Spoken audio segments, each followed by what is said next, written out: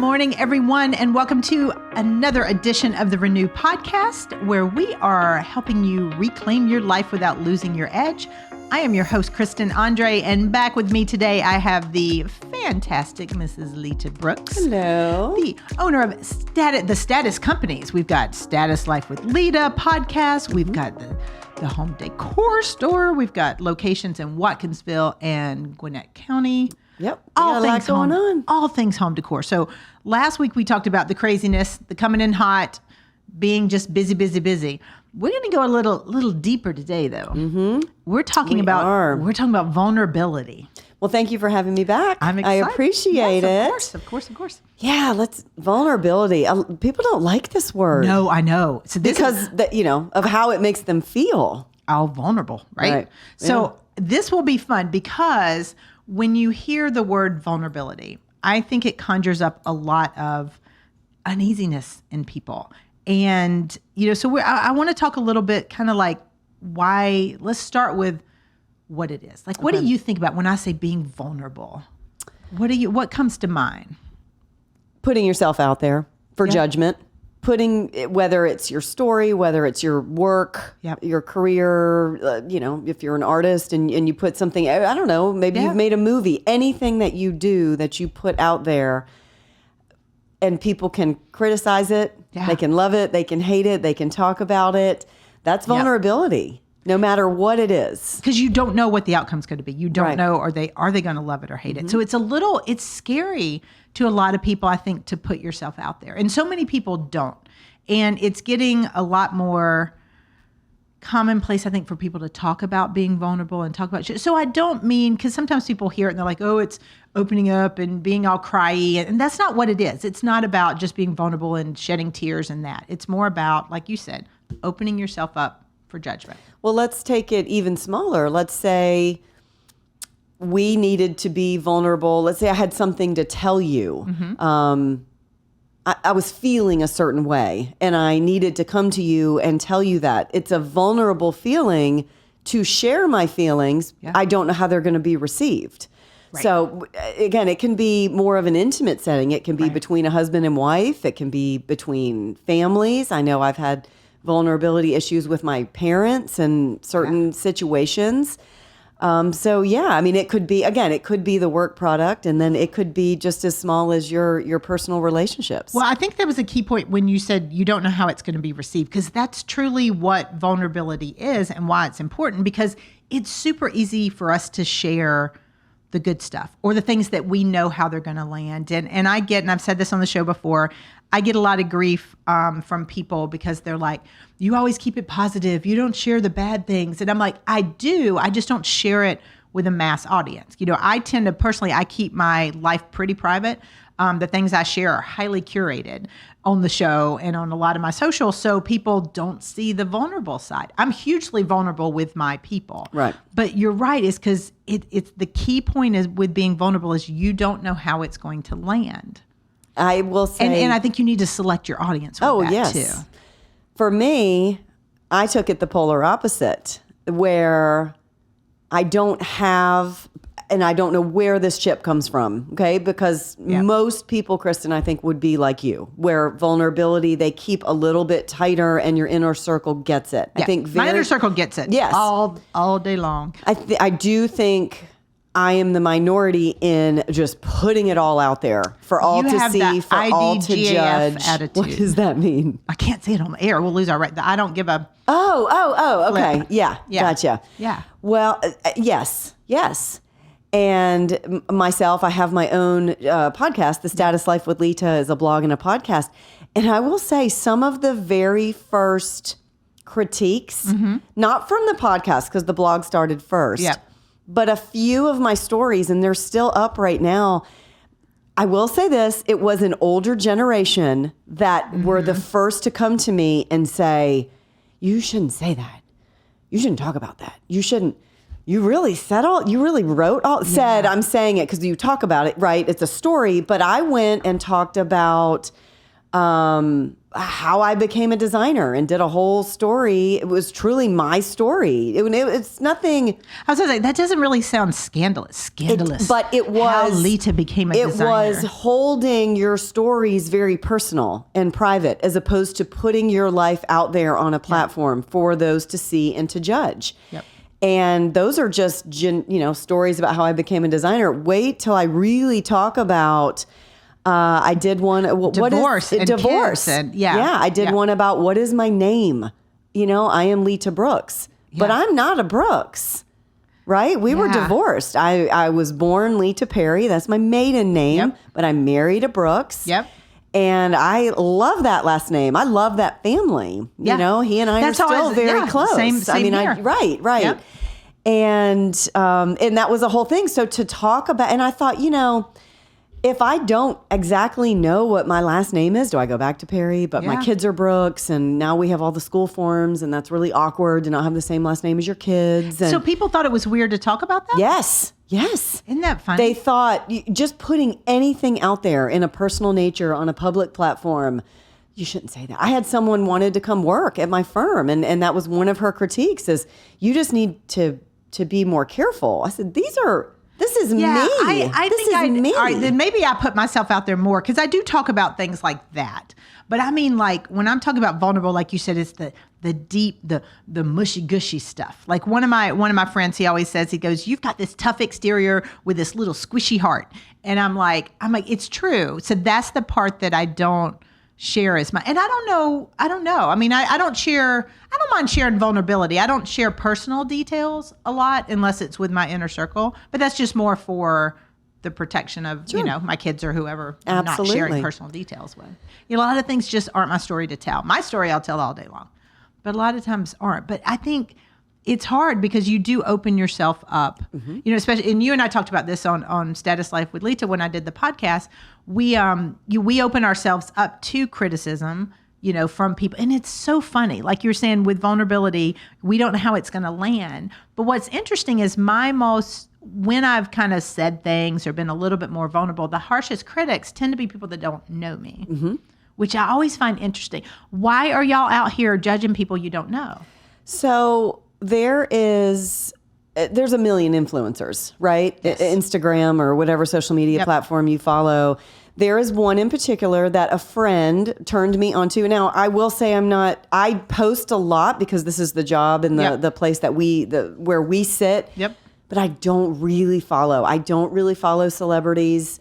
I don't follow a ton of influencers. I don't see any difference in us. And it's like, they may be a big movie star, but they're still a person. Like, I don't get the glitz and the glamour. I just don't. It's a chip. I am wired a different way. I get all that. I don't either. I'm not, there's been, and I've said this before, there's only been one celebrity ever that totally, I about passed out and couldn't remember my name when I met him. And it was Andre Agassi in 1990 when he had the long hair stage. I was like 20. So we can forgive me for that, but celebrities don't. No, I would feel like people. I would pass out if Justin Timberlake walked in the room. Would you really? Yes, because I love his talent. I think he is insanely talented. Very it's like I respect him. I love his music. He's on my Spotify, whatever. But I don't care. Like he's married. Like there's not an infatuation. I just respect him as an artist. That's it. Anyway, that's how I am like with celebrities. Thing. Like I respect their art and everything and their work, but they're at the end of the day, and this is why I do feel for them, because this is why they're normal people. And if we're talking vulnerability, everything they do is held under a microscope, and I think that's a lot of pressure to be under. So I try to look at it like, I don't know them. I don't know their personal situation, which is why, when we're talking about what's important to share, I feel like there's a time and a place for it. But at the same time, there's a time and a place to receive it too, meaning if you're going to be vulnerable and you're sharing something as the audience, I need to be able to say, do I know this person? Do I know where they're coming from? Because I think sometimes we are vulnerable because we need help and we just want to share things. But people immediately go on the attack, and no one pauses to think, okay, where is Leta coming from, or where is Kristen coming from in sharing this? Yeah. What experiences led this person to think the way they do or to show up the way they do? And I think that's why vulnerability is scary, is because so many times people are quick to judge without trying to look at what's behind the scenes. Absolutely. So this influencer that I do follow, and I like her, I respect her, just what she puts on social. Again, never met her, so I don't know what's real and what's not, but she does a really good job on her social media, and she's got, millions of followers. And what was really interesting and showed me the dark side of this, of her being vulnerable and putting her life out there as an influencer. One night, I had Googled her, and I was looking because she's like me. She is a podcaster, a blogger. She has a retail store. She's in the home decor area. So she and I have very similar platforms. Yeah.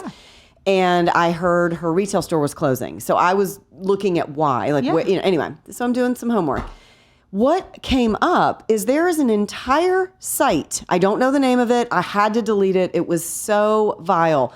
It was an entire site to people who want to talk negative about this person, her, other influencers, basically anybody on Instagram doing it right, killing it, having all these endorsements. There were threads of thousands and thousands of posts of negativity. So she's being vulnerable. She's showing her life. She's showing her store. She's got brand, sponsoring her to do this, to do that. They were commenting on her, how bad her roots were. She needs to get her hair done. What did she wear? She went to this event. How could she wear that? I mean, they were pulling her apart at the seams. And it was such a gut punch that here she is just trying to shine bright and show her life and do some good in the world.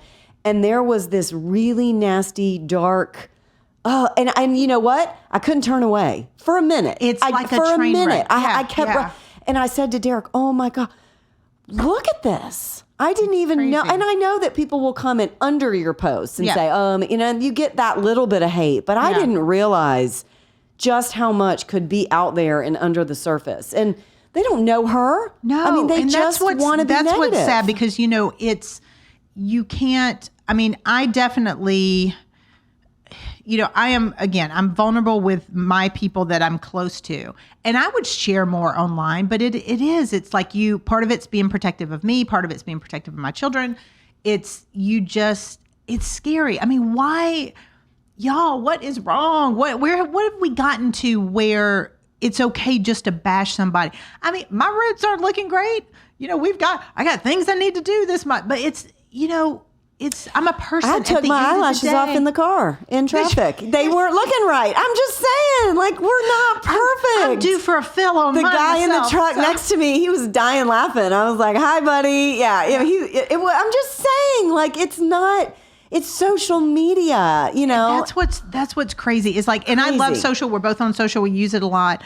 I love connecting with people, but I say this time and time again, I always stay positive on social. That is my choice. But I don't understand. I will never understand tearing down another person. I just won't understand. And what I think is sad with today's society, and this may be a whole nother topic, but I think it does relate to vulnerability. What is very sad to me about the state of the world we're in right now is that we have lost the ability to have constructive conversations and communicate with people that feel differently than we do. So instead of saying, oh, Leta, you and I don't agree on this topic, tell me how you feel and let me share how I feel, and agreeing to disagree, which is okay. Absolutely. We have lost the ability to be able to do that. So nowadays, if somebody doesn't agree with someone, if I'm going to be vulnerable and go on social or on the podcast or on TV or wherever I'm going to be, standing in my front yard, if I'm going to be vulnerable and share something, you don't have to agree with it. But that doesn't give you the right to tear somebody down when you don't know them. And that's where I feel like we've gone off the rails. Absolutely. Because we've lost as a society the ability to have healthy dialogue. We don't all want to think the same. If we all thought the same, this would be a really boring place to be, right? But why can't we all get along? What happened to the campfire kumbaya song? We've lost it. So I think that's part of why when a lot of people either aren't vulnerable or the people that are vulnerable are the, I don't give a, flip type of people that just I'm gonna put it out there. But then people are mean and then people jump on the mean bandwagon. It's a scary cycle if you really, really think about it. Fundamentally, those people, whether they're internet trolling or whether it's your friend or not a friend because they're stabbing you, right? No matter what the situation, you really truly have to look at it and say, if they're being negative, it's their own stuff projecting. It is always internal. And I think that's where my really strong, thicker skin comes from. I have this almost instant way that I will look at someone and say, you know what, that's not about me. Yeah. That's not about me. What you're saying, the way you're acting, I'm sorry you're in a really tough marriage. Yep. And I've been in one. You know, it's like I can empathize or pull away if I know that person. If it's just, you know, a situation where it's internet based, it's like, well, maybe your career is not going so great, or maybe you did a design project and they weren't happy. And so looking at mine and the work I'm doing, because I'm putting it on social, that's really going great. It makes you the one, you know, who's being negative. It makes you feel bad, so you want to lash out. I mean, it's human nature on some level. Hurt people. Yes, hurt people. That's it, and that's what they do. And you know, what scares me a little bit is that does curtail. And you know, even I've said that I'm not as vulnerable publicly as I am in my private life, but it's because in my private life, my people will tell me. Like, they're going to tell me if my roots are grown up. They're going to tell me if I posted something that didn't sound right or whatever, because they care about me. Mm-hmm. And, you know, you can be, you know, the heart of vulnerability is understanding that the place you're being vulnerable is a safe place for you, for that vulnerability to be received. And unless you have people that can be that safe space for you, it's hard to do that. So like privately, my people I surround myself, I can be completely vulnerable with. What's interesting is online, we want people to be vulnerable, but we don't create that safe space for them to share that, because it immediately, for a lot of people, does go to judgment. And I think you're right. I think it's the hurt people thing. No, 100%. And it's, you know, so how do you know, I mean, what's the time and place? How do you know when it's okay to be vulnerable? Or do you not? Do you just do you? You just do and you. you let it land. I like that a lot better. I really do. I think those A and B, what you just said, one is you and one is me. Yep. You're much more discerning about it. And that is okay. Yep. You like, you know, what you want to put out and you keep the rest private. Perfectly fine. When I say keep it private, it's not. I meant with your people. Right. I don't want to advocate being a stuffer, because I call it being a stuffer when you keep it all inside of you. I don't believe in that for sure. But I've had some very challenging personal situations in the last few weeks, I'd say 2-3 weeks, that have been horrific. I'm not going to share them because honestly, the reason I don't share them online, and I've gotten, you know, some people like, well, you're not being real. I'm being real. But the deal is some of these things that hit me hard are not my story to tell. Right. And I will be the last person that's going to tell somebody else's story. You know, if it relates to me, absolutely. But unfortunately, in some of my situations, there are other people involved, and I'm not going to share that. It's not my story. Right. But it doesn't. You don't want to stuff it. So I don't want people to think they have to keep it all inside, because that's not healthy either. I think you've got to know where your receptacle, where your safe space is to share that. My girlfriends they'll call me out too.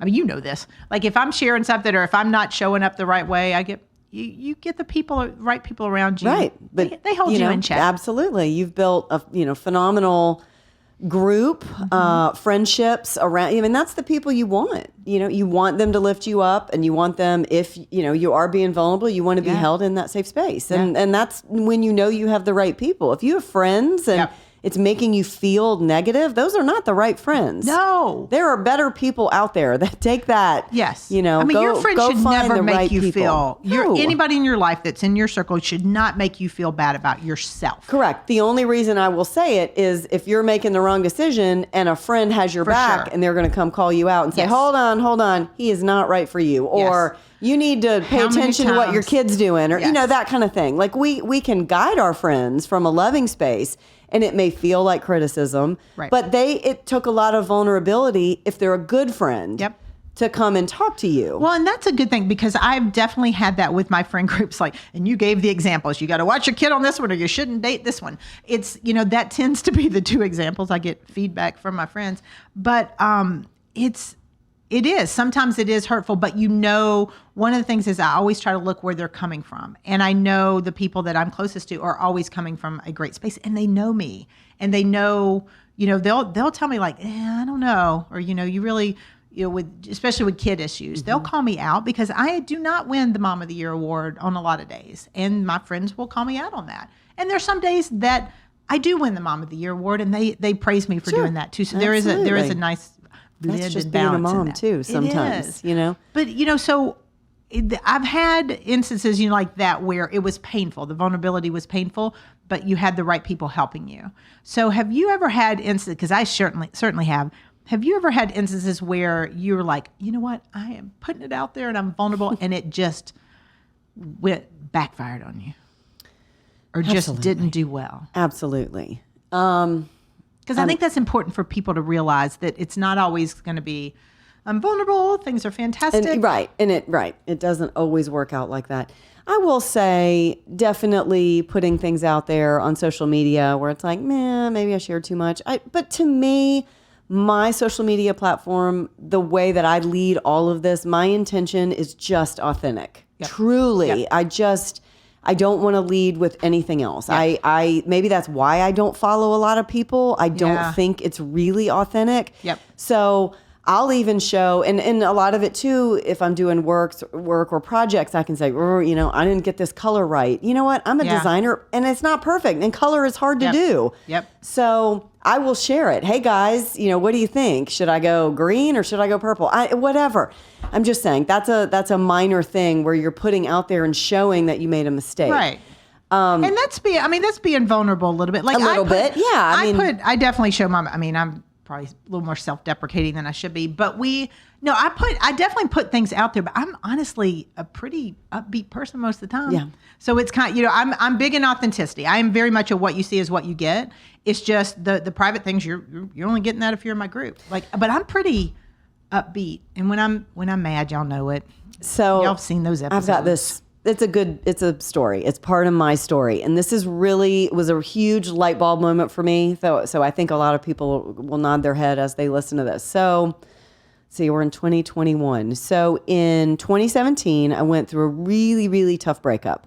This was not my divorce. And that was not easy. No divorce is easy. No, but easy. the breakup after the divorce is way worse. But I thought that I had fallen in love with someone after I was divorced. So this is not, my kid's daddy. So that breakup was really, really, really difficult. We owned one of the status businesses, together. And he was a carpenter and I was an interior designer. And it was a great blend of our skill set. Mm-hmm. And so he was doing all this woodworking, and we were really, really doing some good work in the community. So I was doing a ton of design projects, and he was doing all this carpentry. This is when barn doors and farm tables, we were making probably one a day. And he would have two in the clamps, and we would be delivering. They were so hot everywhere. And he had a full workshop, and he had brought in extra help. So we had this great system going where we were doing a ton of work. Well, not going to get into the whole story, but the relationship fell apart. Okay. But we were known in the community. Hey, they have that store, the first one. Yeah. Hey, he was doing a ton of work. Yep. Right. So one day I'm right at the beginning of the breakup, and I was very, very brokenhearted, and it was really, really tough for me to go to work. Yeah. I saved the store. I got the store in the breakup. Like I'm still running status and growing by leaps and bounds. And this lady, she was much older. If I had to guess, I would say she was in her 60s, and she was very poised, and she'd had her hair set, and she had come in the store. I'm painting a picture. You can imagine this just very jeweled up Southern lady. And here I am, a blubbering mess, right? I'm just on the surface of spilling over everyone about how bad I'm hurting. So she says, "Hey, sweetie, where's that cute fella? Where's that fella that was building all those tables? I need some work done at my house." And that was it. I couldn't even speak. It was right there. And I just poured, the tears started flowing. And I said, we didn't stay together. And I don't know I'm not giving you guys the whole story, but in this moment, and this was probably the world's worst person to tell that the world is not perfect and we have broken up and I'm really sad about it. Okay. This is my life-changing moment.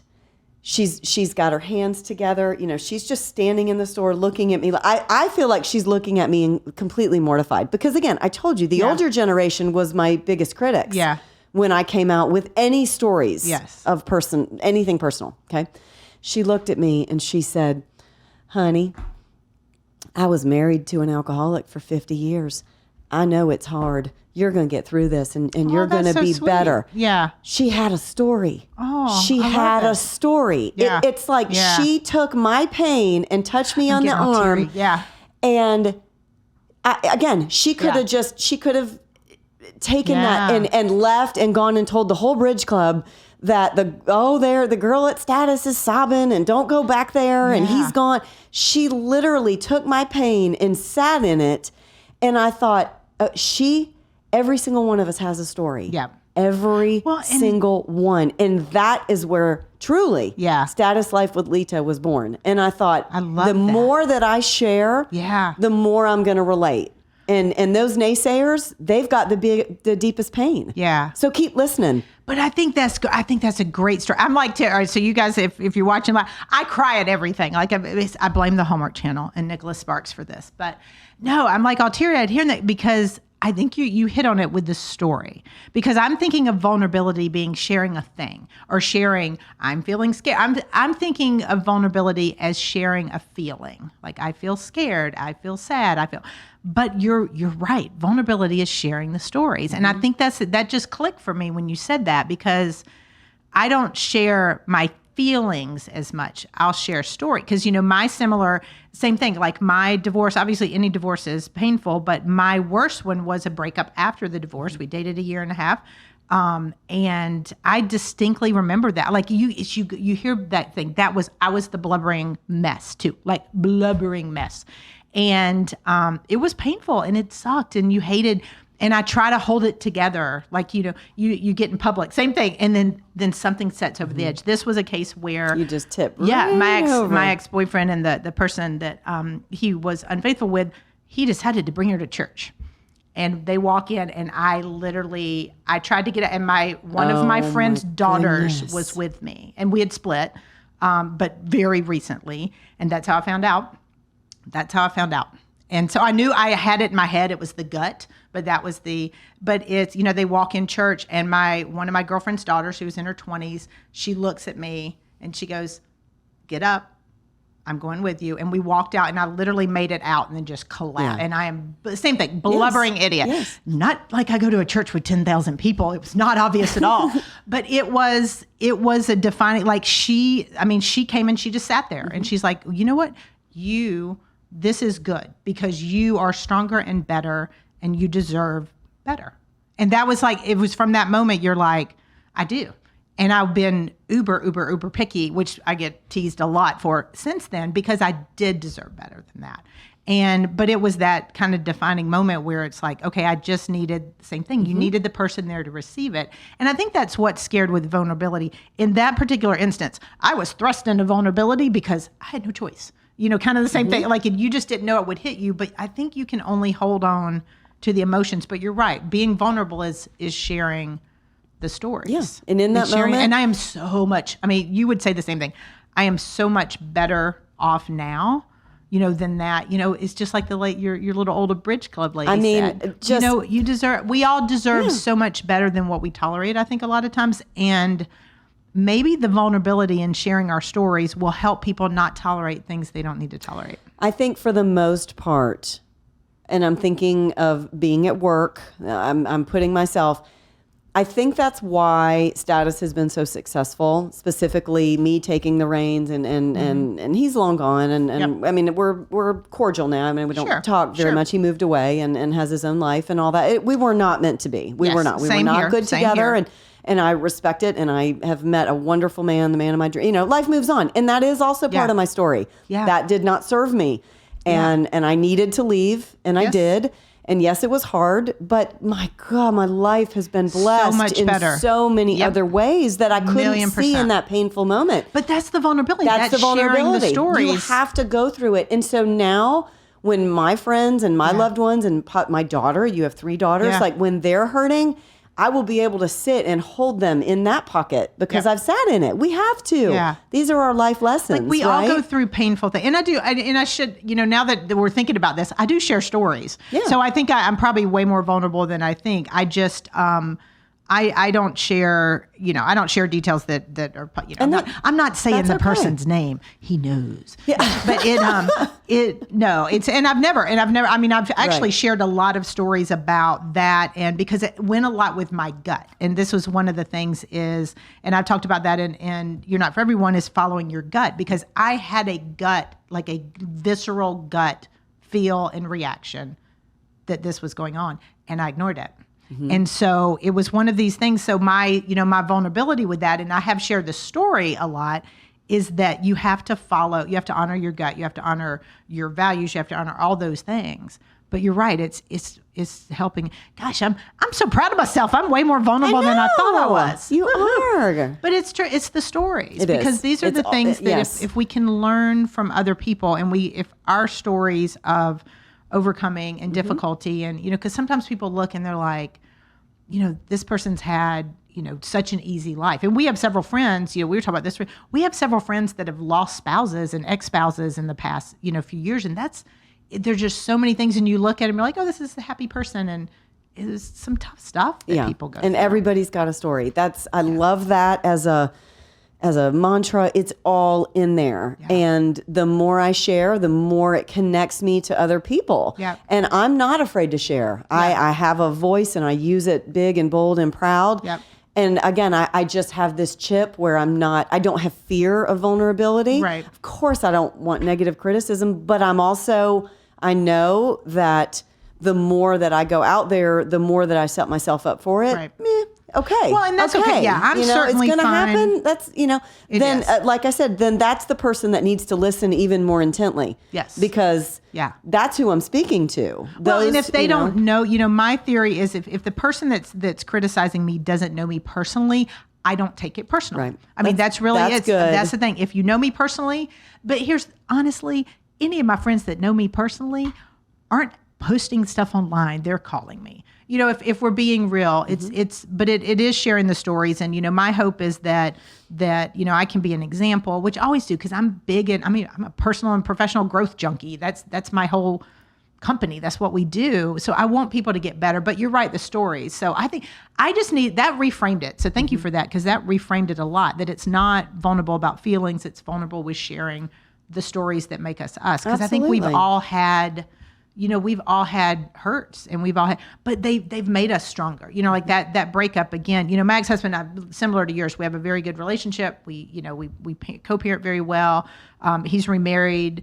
I get along with his wife now, who you actually know. But it's so small world. She shops at my store. I know she does. Yeah. But it's we didn't start there. Right. We definitely didn't start there. And it's sharing the stories and being able to help that. But I put that out there because we all have things that made us who we are. He and I, we just grew at different trajectories. We have 3 wonderful kids, but we weren't a good fit. My ex-boyfriend, he didn't treat me the way I deserve to be treated. And it takes those stories to understand, yes, this is the person that's for me, and this is the way I need to be treated and deserve to be treated, and how I want to treat someone back. But we don't learn those things until we live through what we don't want. And I think that's the part, is we've got the opportunity to say, okay, here's what I learned from it. And so many times people are bitter. Like, I'm not a bitter person. Mm-mm. I've been there. I have been bitter on the bitter train before, but a lot of times people just get mad and they don't look at the lesson. Because I'm obviously a strong faith-based person and a strong Christian, and I always say God's going to give you the lesson over and over and over again until you learn what you need to learn from it. Yep. And I think part of that is, how can we be vulnerable? Like, what do we need to take away from it? What'd you do? What's in your head, Leta?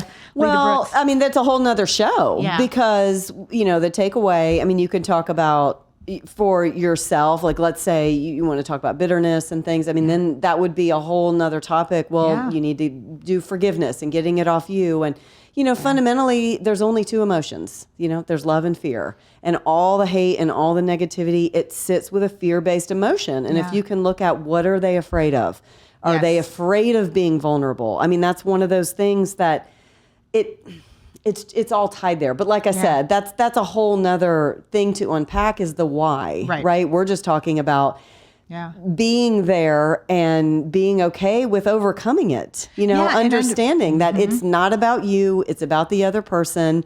And it will strengthen relationships. It will heal you. And I think that's right. The big thing is if it can strengthen relationships if you can be vulnerable, but you have to feel that that's, this is going to be receivable. And that's where the fear comes in. Because you're like, if you're wondering, what is this person going to think if they hear this? Or what is this person going to think? Then we don't share. We kind of hold back a little bit.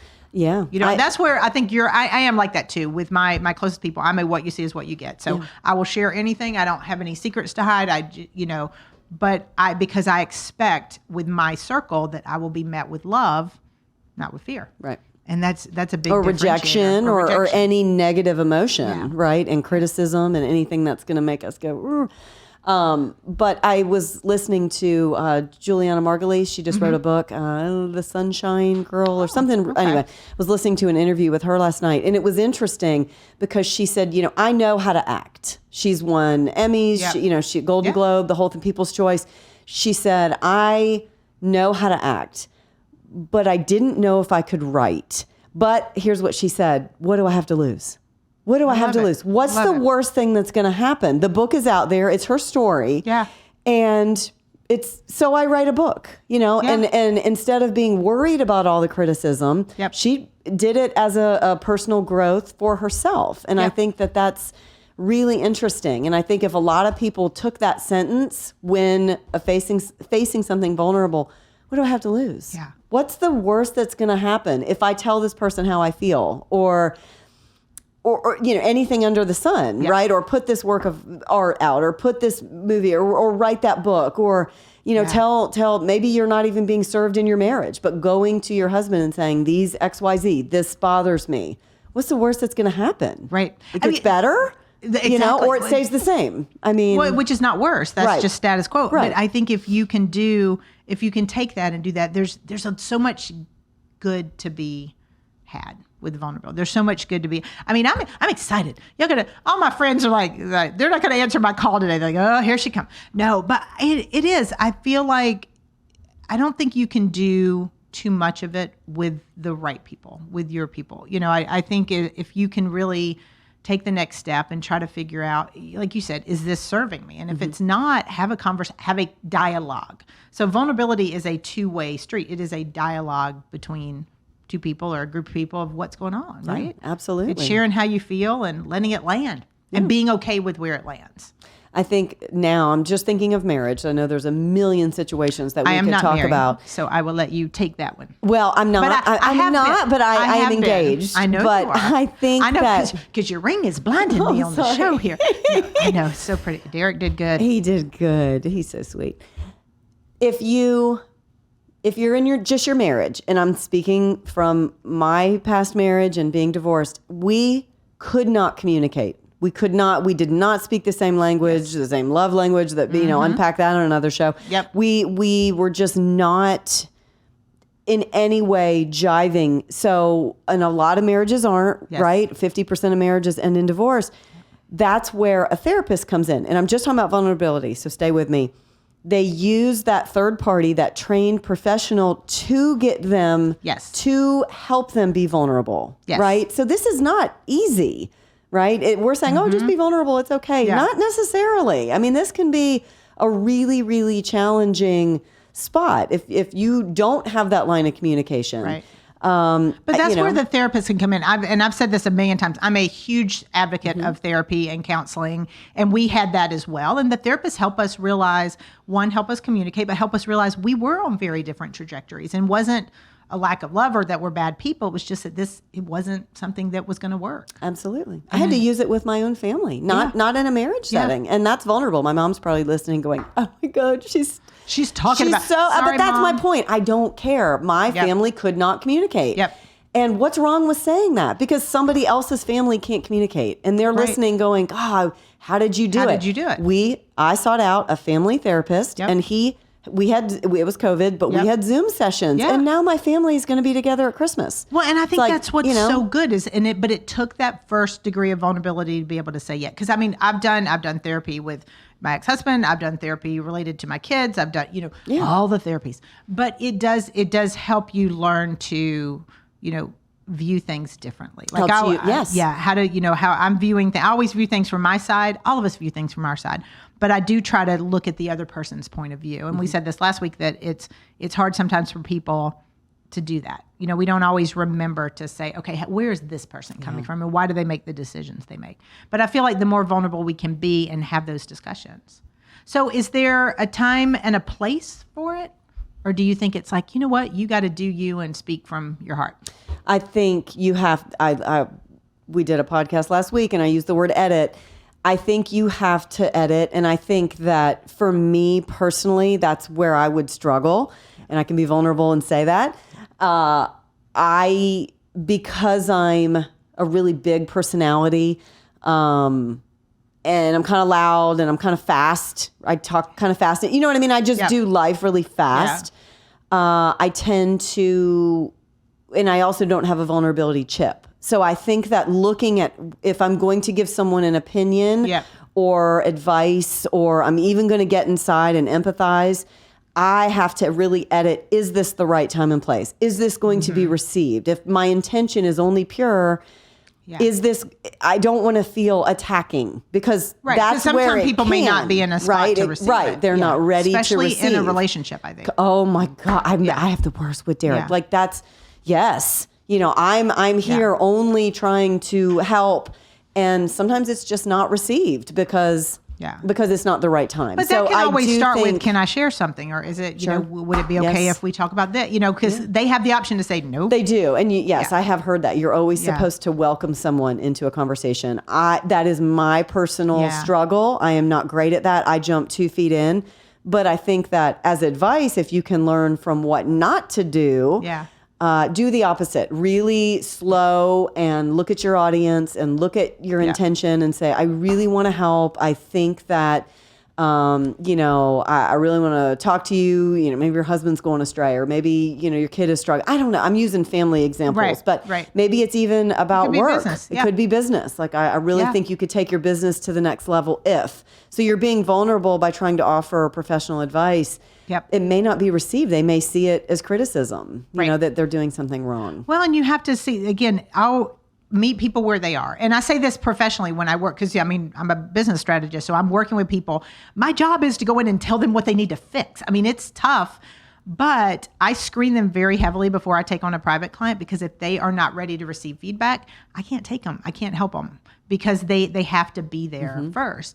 And, so I always say, hey, you know what, here's where I think we've got some opportunities. Can I share them with you? And we go into it that way, but they have to be that receptacle. They have to be willing to receive it. But it can start a healthy dialogue and can make some really cool changes. Yeah. And I deal, again, personally and professionally with all my clients, because there's usually edits that are needed both places. Absolutely. I could see this is what you do on a daily basis. You have to go in and you have to tell finance people what they're doing right and what they're doing wrong in their company. And I know you have other clients. I was just using that because that's where you said some of the men are. Yeah. Is in the finance world. That's difficult. So it is, but it's fun. And they do, nobody's working with me privately from a coaching perspective if they're not open, because I screen that out really quick. No one's hiring a performance coach or a business strategist if they don't want the feedback. So I kind of start on that level, but I do have to ask permission a lot and I don't mean permission like they have to say, yes, Kristen, you can do this.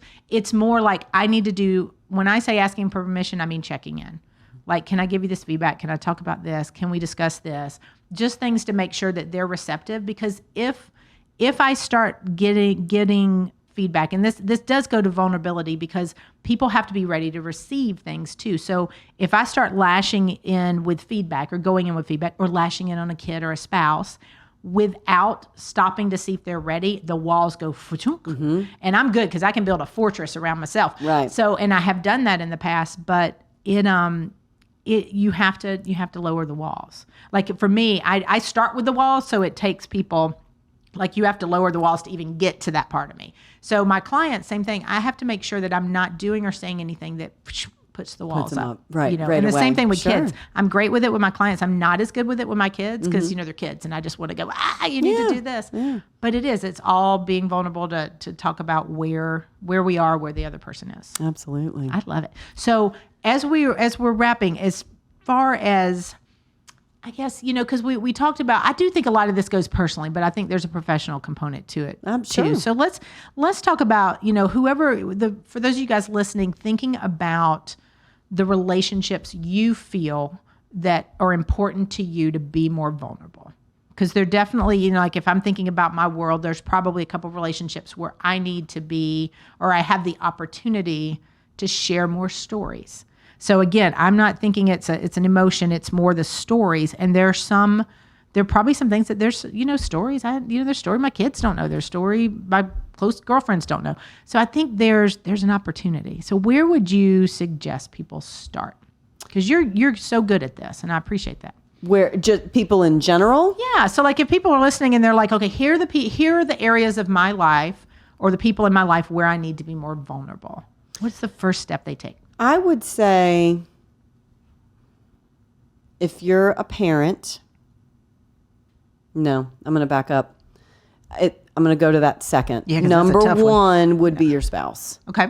Always. I think Or significant other, fiance, significant other, yes, no matter what it is. I think that, whether it's a dating relationship or a marriage or, whatever it might be under the sun, that partnership, it's got to start there. Because if you don't have solid ground where you can be vulnerable with that person and still feel like you are in a safe space. Yes. So my ex-husband, love him dearly. I'm not going to say a cross word. I'm going to share just a snippet of a story. So we didn't go get divorced before we did some counseling. We wanted to make sure we had 2 very small children, and that was a very serious decision.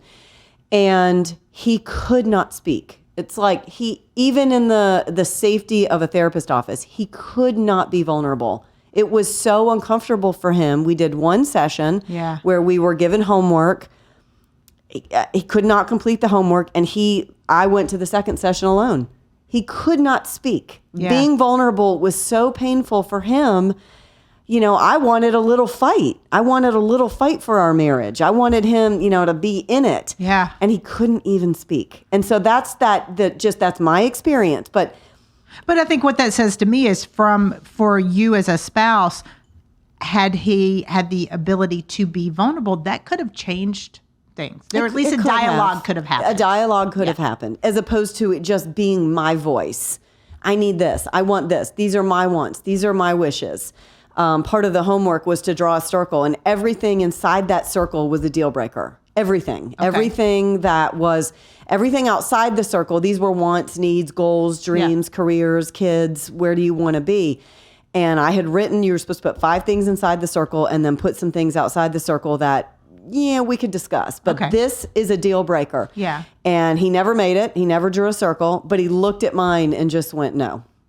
Oh. No. Okay. But he couldn't explain why. It was just it's like, this was I'm not putting everybody in our marriage, but my point was the vulnerability and his fear of it, where I'm going, no. Okay. We had some other issues. So there's got to be some polarity with the vulnerability. Right. Like y'all have to meet each other where you are. You have to be there. Yeah. And this was even in the safety. So my point is, I'm giving you my own personal example, but if you're not afraid to be vulnerable, if you don't trust the other person enough to be vulnerable and that they have you in that really special safety net, you don't really have any trust. Well, all right. So anything. my thought there is if you're listening and you don't trust the other person enough to be vulnerable, whether it's a romantic relationship, a marriage, children, your best friend, your business partner, if you don't trust them enough to be vulnerable, then my challenge is going to be, should you be in that relationship? Because I don't think you have a relationship without the ability to trust them and to share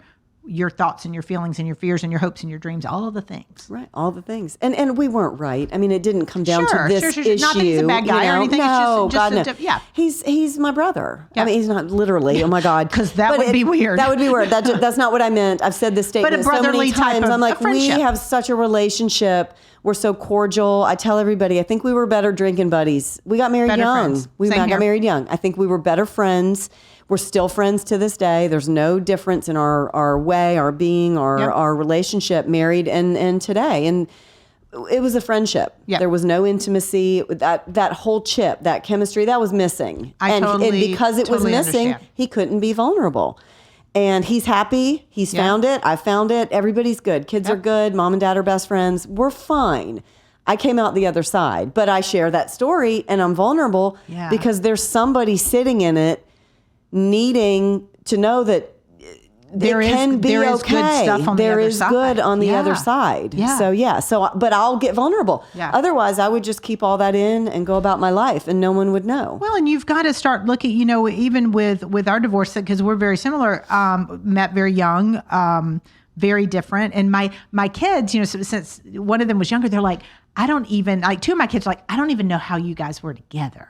Like they just think we're so different. Mm-hmm. We get along well. We still text and cut up and, have our little inside jokes and things like that. And we parent well, but but he's, remarried and she's a way better fit with him than I am. Sure. I mean, it's just I think we were both a little vulnerable, probably me more than him in the counseling, mm-hmm. but it just kind of went that direction. But you're right. I think if you can't be vulnerable, you can't make the best decisions for your marriage, for your business, for your children.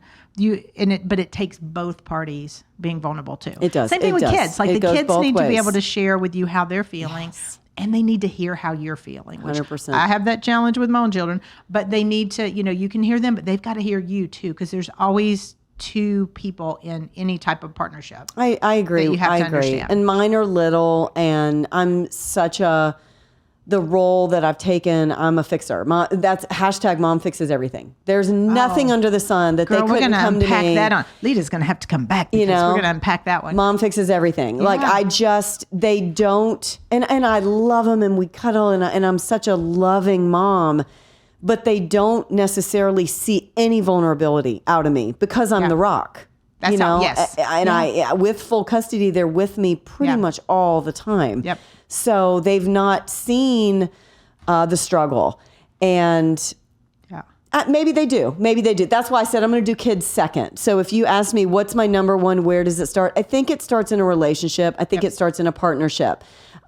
Me being single for a long time, I definitely had to show them strength and not a lot of vulnerability because they were scared. After I came out of that blubbering 100%. relationship, I could not falter in front of them. I think that was the thing, and that is difficult because same thing with me. Like I was fiercely strong, uber protective of them during the divorce. That still no, and then I went a little like. I did all the things wrong. I made all the bad comments and the things like that. I wasn't as nice as I should have been. I got better, but it was in spurts. See, that's vulnerable that you can admit that. No, I've admitted to them. Like it was, and they called me out on it. My oldest called me out on it, but it was when you're hurt, you just, because sometimes they don't see, like the kids don't see everything that as a parent you do. And so I definitely had the test balloons where I would throw out and it always backfired. So I became the bad guy.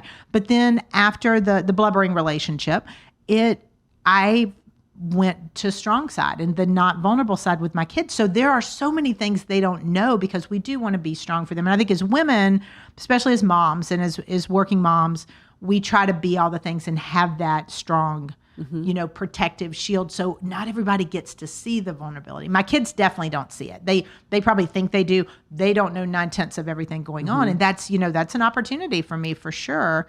But, age appropriate with what you're sharing with them. But I think it is. You've got it. But that's where the space has to be safe for you to say, okay, I'm comfortable with you to let the walls down and be a little bit more vulnerable.